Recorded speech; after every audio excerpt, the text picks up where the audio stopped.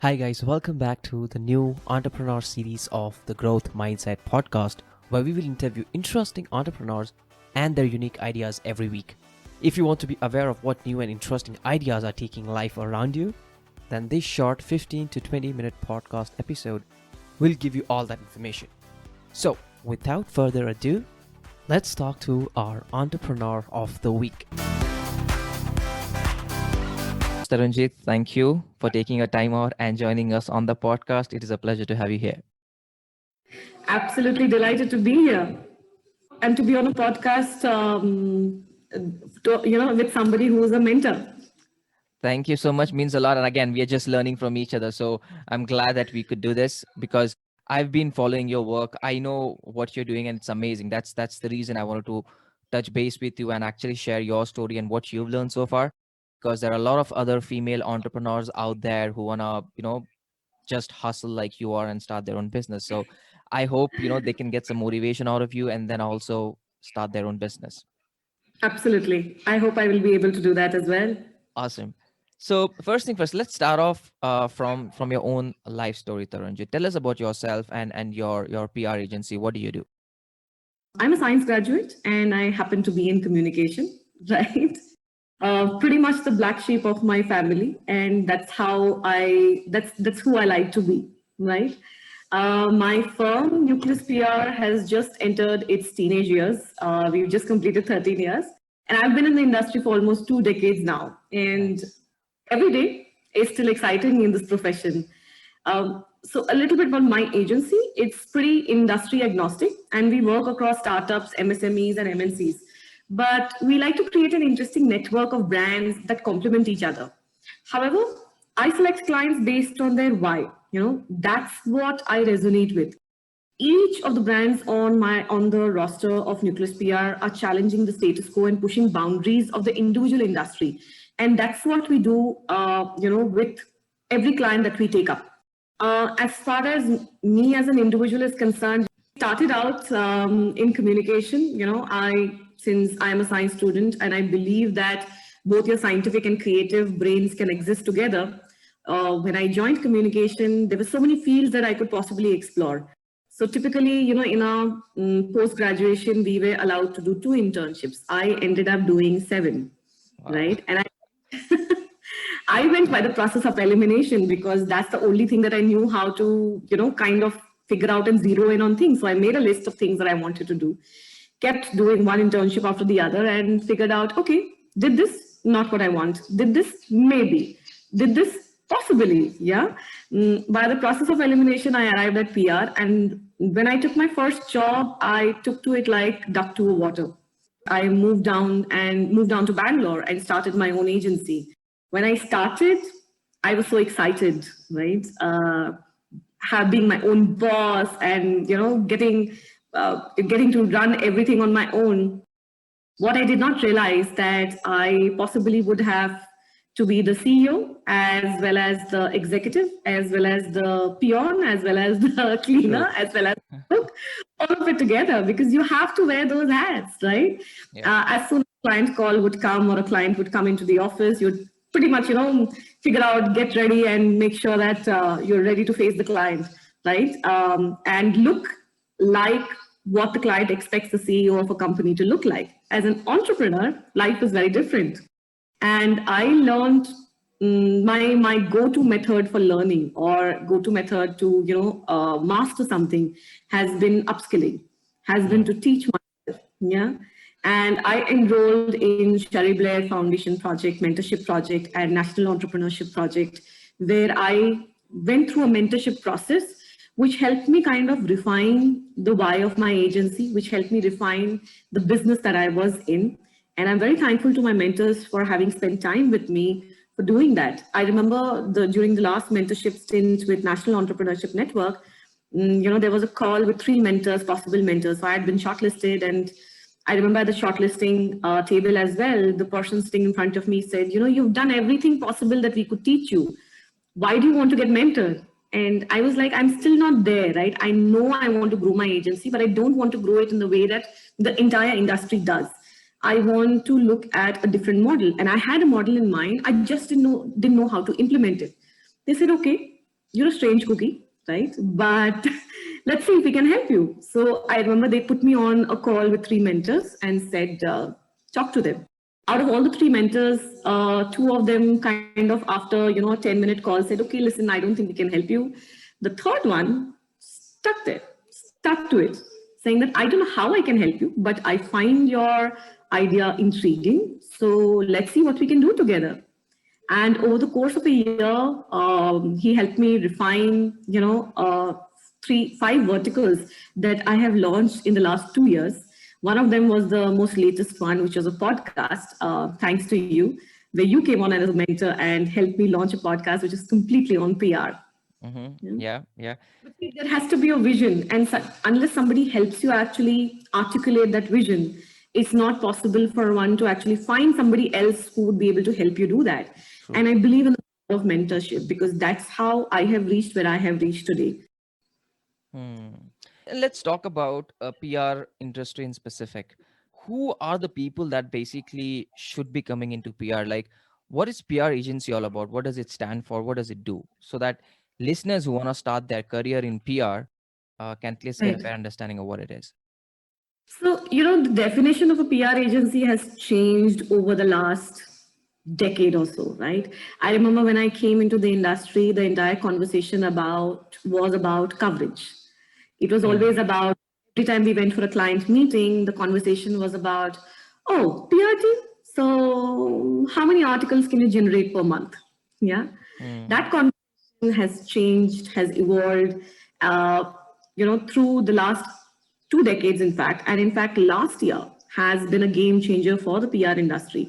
I think for about 5 or 6 years now, we have been encouraging brands to look at the overall brand reputation, look at internal communication, look at external communication on what are the different things that you can do to actually build a brand. So what a PR agency does is builds a brand reputation, right? There are so many things that you do, out of which one of the byproducts is that you look at getting visibility in editorial media, right? Unfortunately, that has become like the noose that you hang yourself with. Yeah, I think it's the PR community's own fault because that's the only thing that they have been promoting. They have not really talked enough. They have not done enough PR for PR for them to be able to say, hey, listen, this is just a byproduct. There are so many other things that we do, and all of them add together, like little dots in a network. Once they all connect together, they create a picture, and that picture just comes in together on its own, right? So when you look at talking to somebody who is in public relations, the conversation should be about, the question that you should ask them is, how can you help me create a brand reputation, right? Leave it up to be able to figure out what are the tools in their kitty that they can use, right? Whether it's media, whether it's collaborations, whether it's, coaching somebody, looking at using a paid collaboration, earned collaboration, or maybe looking at using owned media to be able to create that reputation. And how should people start their career? Like, let's say somebody is a fresh graduate, because you were a fresh graduate, and then you did your internship, you got some experience. For people who want to start their career in PR agency, what should their path look like? How can they start their career here? So somebody who's looking at starting in PR, first understand what PR is about. Again, I speak to so many students. I make it a point to speak to a lot of students and help them understand what PR is. A lot of them still think, thanks to popular media, thanks to PR not doing PR for itself, they still think it's all about parties. They still think it's all about, doing a press conference and getting jazzed up and having fun, right? Trust me, at every event that we do, we're the last team or the last people to actually pick up a glass, right? To actually start, enjoying yourself because you're the ones who are doing the events, right? Or you're the ones who's, kind of putting everything together.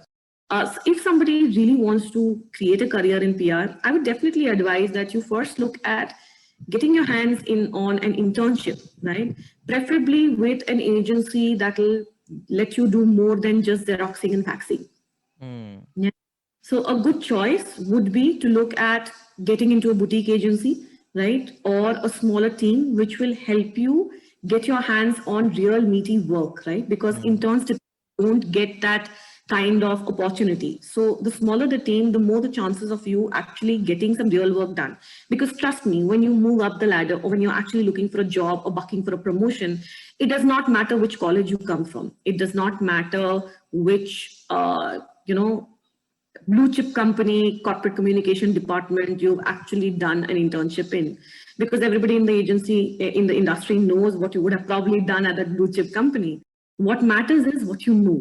What is the knowledge that you bring to the table, right? And if somebody is looking at creating a career, this is what I would advise that you start with. And if you want to really thrive, right, in that industry and keep moving up, the only option is upskilling. At our industry, in any industry for that matter, things change so rapidly, right? There are so many people, yet there are so many people in our industry who want to finish familiar. Yeah, they don't want to take the time or they dedicate that amount of energy to really upskill themselves on the changes that are happening in the industry. And being in communication, you cannot afford to do that. Exactly. If you want, you have to upskill. It's as simple as that. I particularly view this as a must, because if you really want to grow, if you're not moving forward, you're just moving backwards. Everybody else is moving forward. Exactly. You are behind. Exactly. Yeah? And now you've been one of the female entrepreneurs yourself, running your own business for now close to 13 years now. What are some challenges that you think, or basically, let's say, you faced when you started your business? Because I'm sure I particularly know of a lot of female entrepreneurs who want to start their own business, become a creator, an entrepreneur. What are some challenges they can expect, and how can they prepare for it? That's exactly the problem. If you had an entrepreneur who was male on this podcast, right, would you call them a male entrepreneur? Interesting. No. Yeah, you would call them an entrepreneur. So why the special stuff, prefix for a woman? I am an entrepreneur. It does not matter whether I am a female or a male. There are so many males in the PR industry as well who are entrepreneurs. True. They are not called male entrepreneurs. They just call entrepreneurs. Some of the challenges, if I may, kind of put it in perspective, is this exact societal bias, right? It is one of the most prevalent biases that creep up everywhere, across industries, across designations, and it is pretty much a prejudgment of our abilities. The moment you say female entrepreneur, woman entrepreneur, right? There is a certain set of societal biases that will come into your mind without you even realizing it, right? And this is where, even before I have the chance, let's say, of pitching for a business or pitching for an opportunity, you've already prejudged me as a woman. You've not prejudged me on my talent or what I bring to the table, but on my gender. Yeah. The biggest things that I'm hoping that we be able to address with our entire generation. Family mindset support is very essential for all of us to succeed. I keep telling this to all my friends, family, whoever will listen, basically. Stop bringing up your daughters and feeding into their heads that marriage is the biggest thing in their life, and that's what they live for. All popular culture, you talk about media, movies, literature, they focus on that happily ever after. What happens next? This is just a part of your life. Bring up women to become strong, self-sufficient individuals who will choose to challenge, whatever they set their eyes on. This is something that has to start with you and me. It has to start in our own homes, in our own teams, in our own offices, right? The other challenge that a lot of women specifically face is this entitlement of men and women, mind you, who assume that a woman's personal life is their business, right? What I choose to do in my personal life or plan life events, let's say like marriage, maternity, retirement, is no one's concern but mine alone. True. Nobody else, right? How do you create an equal workforce if you are looking at judging somebody based on their life events, right? I'll give you a quick example, right? You were to go for an interview. Would you be asked, Ishad, what are your marriage plans? What are your child planning plans? I don't think you would be, yeah? Comparatively, if a woman goes out there for a job, after your regular, what is your education? What are your qualifications? Trust me, every woman out there has faced that question, and so have I. Yeah? Where you asked, yes, what are your marriage plans? Oh, you're not planning a family, are you? because that's a subtle way of figuring out, because, you know, matlab marriage, matlab family, that means she is not going to stick around for long. Have you made it convenient for the woman to stick around, right? Here is where the workplace as well as the family comes into place. Is the family supportive enough? That is why both of them have to go hand in hand to make sure that the woman sees herself as an individual, her ambitions, her dream, her career, or whatever she wants to do, right? Is she's an individual, entity. She is not just a mother. She's not just a daughter Exactly. or a wife, right? And if that is to happen, both society and corporates have to work together. Has the family, does the family provide a sufficient support system for the person to say, okay, motherhood, just part of it, I'm going to move on, right? Does the corporate make it convenient enough for the woman to say, it doesn't matter, right? Whether you have marriage plans or child plans, these are life events and we'll deal with it like we deal with every man out there, right? But trust me, this is a bias that is so deeply ingrained. I recently read on Twitter, a VC who was talking about how his wife, who's an accomplished professional, right, very educated, had to go through this with a CEO of a company. Okay. It's mind-boggling that somebody who has so much of experience still goes through it. What hope is there for freshers then? And I want our generation to be able to challenge that, to be able to change that. Because if we don't do it, in fact, we owe it to the generation, that comes after us. It's been very famously said that the freedom that we are enjoying today is because of all the generations that fought before us. Right? We owe it to the generation that comes after us to fight for gender neutrality. What do you think we can do? Top 3 things as a society to make sure we can bias this thing, right? Other than, because end of the day, you said, you believe it or not, that's how psychologically today everybody's operates, right? Men, female, that's how it works. And even statistics, if you go and say, you're going to see that when it comes to the comparison of leadership positions, males actually get more leadership positions and they're paid higher, right? So what can we do as a society to kind of bring that balance here? One of the biggest things, it's a very interesting issue to sort out, right? But one of the easiest things to do, one of the simplest things to do that will have a huge impact out there is that you start with your own home. You start with your own team.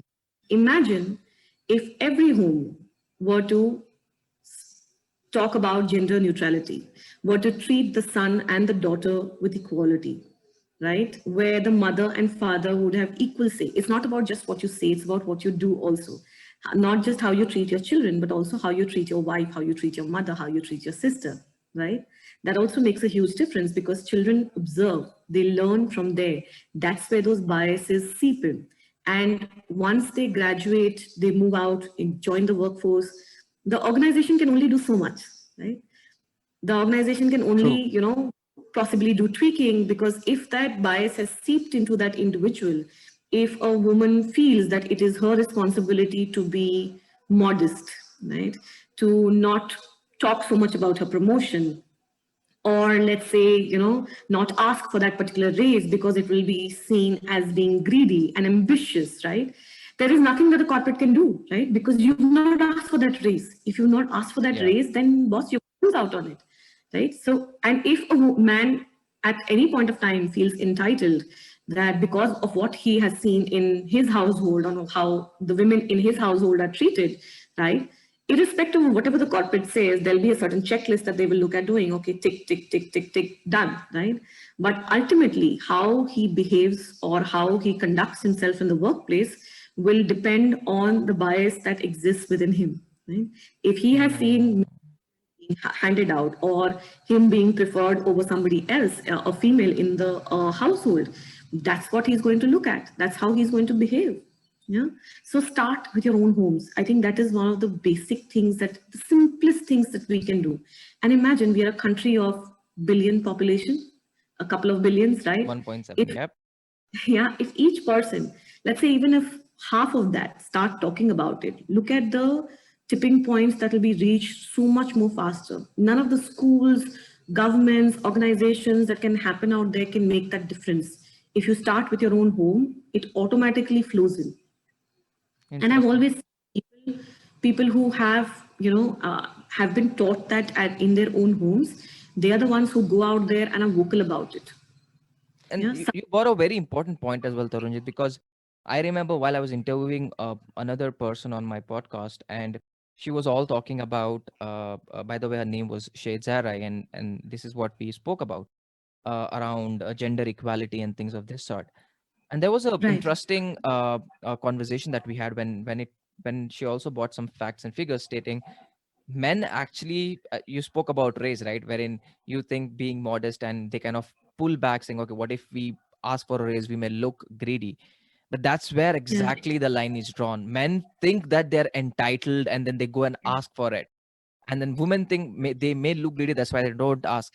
And the root cause end of the day boils down to the home from where you're bought, because if at home you're taught in such a way wherein you gotta be modest, you gotta be this way, you gotta behave it this way, then obviously that's how you're gonna react in other areas of your life. So that's Right. that's a very important point that I personally think as well, that if you have to change the world, it has to start first from your own self, like your and it's a conscious effort. It's not a one day activity wherein you get, because it's a 2 billion years old brain. I mean, think about it, And right? It's it's your crazy. mindset, right? Like your podcast says, you have to have a growth mindset, right? And in fact, I have to consciously practice this every day, right? Exactly. Even I sometimes society kind of beats it out of you, right? And women typically are the victim of what I call the imposter syndrome. Hmm. It's so okay, sorry. So this is what, a lot of women are a victim of imposter syndrome, which they kind of assume upon themselves, which they kind of say that, okay, this is something that I should not be talking about. Maybe I'm being talked about too much. Is it going to harm me? So, their brain starts working in a different direction where they feel that this is all building up to a fall, right? Or maybe they are being spoken about, or a talent is being spoken about, which they really don't possess, right? So Mm-hmm. that's what is called an imposter syndrome. And a lot of women think about it. That is because the entire society kind of beats it out of them, right? Saying that you shouldn't be talking about this, you shouldn't be saying this, oh, you're talking too much about it. Uh, and I constantly, so it's also important. So you have to kind of keep working on your mindset every day. And the third point, which you look at, which is very, very essential, is create your own circle of trust. I Hmm. still need people today to keep pushing me and telling me, hey, it's fine, you should ask for more. Or listen, this is something that needs to be spoken about, right? And it's perfectly fine. This is something that you should be talking about, and you're getting this accolade because you deserve it. I still have those 5, 6 people which I'm very close to in my life. And developing this circle is very essential in life. Trust me, when I tell you, because the more you move up the ladder, the more difficult it is for you to find people who truly are, thinking about your goodwill. A lot of True. people fall in love with the designation, with the chair, rather than the individual. And a lot of people kind of don't realize it, that the people who are showing me this adulation are simply liking me, or simply being with me, or simply pandering to me because of my designation. Because the moment the designation is out, well, you're forgotten. So Yeah. develop understanding, recognizing, and creating that small circle of trust, however small it may be, will keep you rooted to reality, will be the circle that will keep encouraging you, keep pushing you to move forward. And it's very essential to do that in life for your own sanity. True. And I think this is very important as well for all of us to realize, because all the D points matter a lot, starting from home mindset and creating this circle. Because if you have these Right. three things in mind and in place, I think things can turn for the better. Uh, Taking the conversation forward, you also have your own podcast, right, which is specifically focused towards PR. When did you start? How did all that happen? So that's a very interesting journey, right? I remember some 6, 7 years ago, I thought about it and I kept it on my vision board that this is something I need to do. I am also a part of PRBI, which is a network of boutique agencies all across the country. And currently I'm serving as a vice president for it. But last to last year, we had a very famous podcaster come in and talk about it. And, she was, so that also again sparked an idea. But I was not sure about how do I get started on it, right? Hmm. And meet you. And I remember inviting you over for one of the sessions at PRPOI. And once that was done, that little voice in my head kept going louder and louder and said, this is the person you need to reach out to if you want to even start doing that. So yeah, I'm very grateful for you, for you to have given me the time to help me create something which is very niche in my in my industry. And it's been doing very well. So it's called All About PR. We are just about completing 24 episodes, 2 seasons now. Nice. Yeah, and we're focusing completely on the PR and communication industry, bringing in interesting new conversations and, just trying to spark the imagination of the entire industry to think more, to be more. And I'm very grateful to you for for sharing your knowledge with me so that I could get started on this journey. I did what I could do my best from my end, and again, it's all about sharing, because my entire agenda, my mission is to basically make sure that all of us have this growth mindset. That's why I'm able to connect with people like you and others, so that we can create a community wherein tomorrow, let's say, we can have more and more leaders coming out of India. And I look as India becoming one of the superpowers, superpower countries, happening in future. So but for that, we need to prepare today, and we need to make sure that all of us as a group come forward and make sure we share, because that's when we share, it multiplies. If I simply keep that knowledge to myself, I'm gonna die, it just goes with me to my grave, which is which is sad. Absolutely. Knowledge shared is knowledge grown. True. I see that we are coming to an end of the interview. There is one last question that I want to ask you, Tarunjeet. Okay. We've covered a lot of points around growth mindset. What are the things that you could do? But let's say I want to give you one last piece of advice that you'd like to give all the entrepreneurs to create a successful startup. What should they do? Start with the why of your business. Why are you doing what you're doing, right? And that is really, really essential. If you are not convinced, you don't know what you stand for, or what you're offering is not unique enough, it's not solving an issue or solving a problem for the consumers, you're not in it for the long haul, right? If that's the case, so be it. But if you really want to be successful, if you really want to be in for the long haul, create a brand that lasts for life, becomes a legend, then focus on the why of your business and keep going back to it again and again, because that is something that will need to get, redone, refined, True. reviewed, tweaked every now and then, because it's always essential for you to keep your eye on that ball, because your consumers are changing. If your consumers are changing, then the why of your business will also be tweaked. But the base reason of why you started that company, or why you want to start a startup, is very essential. And from that stems everything else. Marketing, PR, communication, everything else is just an amplification of that why. If the why is wishy-washy, the PR, marketing, communication will always be wishy-washy, right? They'll always go around everything except talk about the business. But if your why is strong enough, that's all that they will speak about. This brings us to the end of this episode, and hope you at least had one takeaway from this interview. If you have any questions or want to talk to me personally, you can find me at www.silawatirshad.com. See you soon.